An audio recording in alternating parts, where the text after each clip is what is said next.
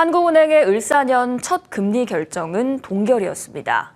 내수 침체 등 경기 상황을 보면 금리를 낮춰야 하지만 고환율 탓에 한 차례 숨고르기에 나선 건데요. 계엄 사태 등으로 경기 부진의 늪이 생각보다 깊은 상황에서 경기 부양을 위해서 2월에는 인하에 나설 것이란 시그널도 내비쳤습니다. 임태성 기자입니다. 한국은행 금융통화위원회가 오늘 기준금리를 3.0%로 동결했습니다. 지난해 10월과 11월 두 차례 연속 인하를 단행한 후 한 차례 숨고르기에 들어간 겁니다. 최우선으로 고려된 건 크게 오른 환율입니다. 탄핵 정국 등 정치적 불확실성이 큰 가운데 트럼프 2기 출범과 미국 연방준비제도의 금리 인하 속도 조절 등으로 당분간 환율 변동폭이 커질 수 있다는 우려에서입니다.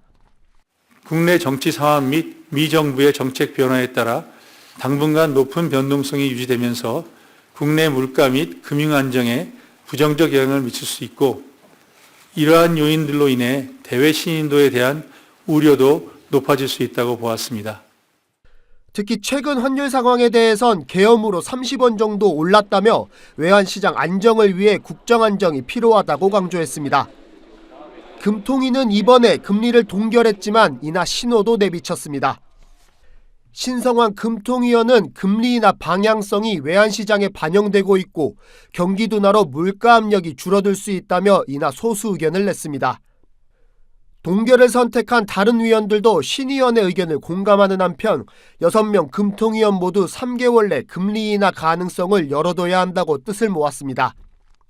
경기 부진이 지속되는 상황에서 계엄 사태 이후 소비 침체까지 이어져 경기 둔화가 더욱 심해질 여지가 있습니다. 특히 서민들의 소비 지표인 카드 사용액이 눈에 띄게 줄어드는 등 경제 지표가 꽁꽁 얼어붙은 상황이어서 당장의 경제 성장률 전망치마저 낮춰야 하는 실정입니다. 크레딧 카드 사용량 정도를 보면 그렇게 아직 큰 증거를 보이지 않았다는 것은 이제 수정해야 될 것 같습니다. 또 내수 소비 되는 것이 저희가 예상한 것보다 많이 떨어지고 있는 중이라서요. 저희들이 이 논의를 할 때는 4, 4분기 성장률이 0.2%나 0.4가 아니라 0.2나 더 밑으로 내려갈 가능성이 있다. 이번 금리 결정에 시장 전문가들은 한은이 비둘기파적 동결을 선택했다며 2월 인하에 무게가 실린다고 기정사실화했습니다. 머니투데이 방송 임태성입니다.